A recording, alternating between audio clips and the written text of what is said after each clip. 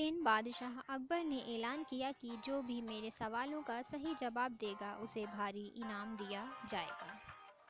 सवाल कुछ इस प्रकार से थे। पहला, ऐसा क्या है जो आज भी है और कल भी रहेगा? दूसरा, ऐसा क्या है जो आज भी नहीं है और कल भी नहीं होगा? तीसरा, ऐसा क्या है जो आज तो है लेकिन कल नहीं होगा? इन तीनों सवालों के उदाहरण भी देने थे।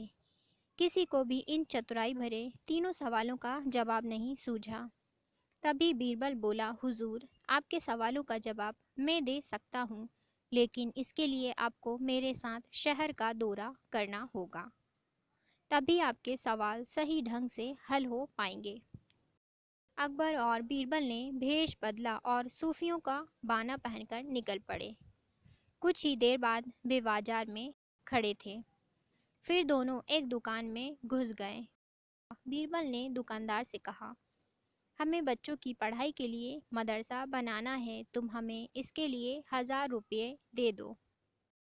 जब दुकानदार ने अपने मुनीम से कहा कि इन्हें 1000 रुपये दे दो, तो बीरबल बोला, जब मैं तुमसे रुपये ले रहा हूँगा तो तुम्हारे सिर पर जूता मारूंगा। हर 1 रुपये के पीछे एक जूता पड़ेगा। बोलो, तैयार हो? यह सुनते ही दुकानदार के नौकर का पारा चढ़ गया और वह बीरबल से दो दो हाथ करने आगे बढ़ गया। लेकिन दुकानदार ने नौकर को शांत करते हुए कहा, मैं तैयार हूँ, लेकिन मेरी एक शर्त है। मुझे विश्वास दिलाना होगा कि मेरा पैसा इसी नेक काम पर खर्च होगा।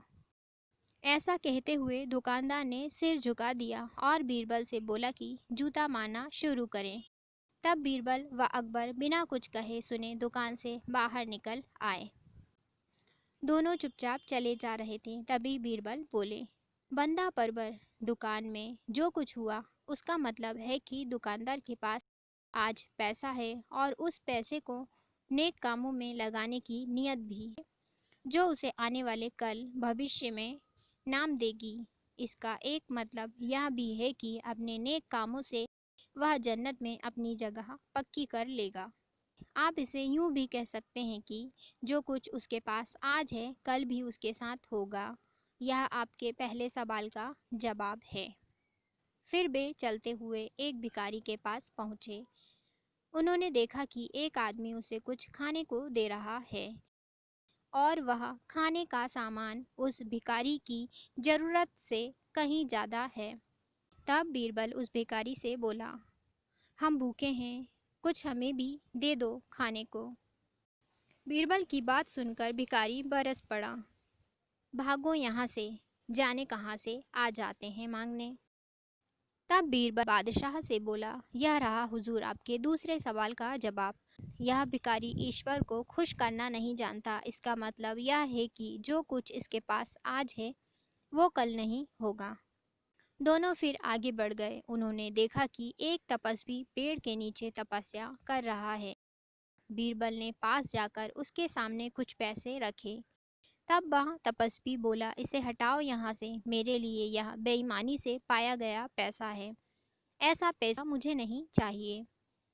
अब बीरबल बोला, हुजूर, इसका मतलब यह हुआ कि अभी तो नहीं है, लेकिन बाद में हो सकता है। आज यह तपस्वी सभी सुखों को नकार रहा है, लेकिन कल यही सब सुख इसके पास होंगे। और हुजूर, चौथी मिसाल आप खुद हैं। पिछले जन्म में आपने शुभ कर्म किए थे, जो यह जीवन आप शानो शौकत के साथ बिता रहे हैं। किसी चीज़ की कोई कमी नहीं। यदि आपने इसी तरह ईमानदारी और न्याय प्रियता से राज करना जारी रखा तो कोई कारण नहीं कि यह सब कुछ कल भी आपके पास ना हो। लेकिन यह भी ना भूलें कि यदि आप राह भटक गए तो कुछ साथ नहीं रहेगा। अपने सवालों के बुद्धिमत्तापूर्ण चतुराई भरे जवाब सुनकर बादशाह अकबर बेहद खुश हुए।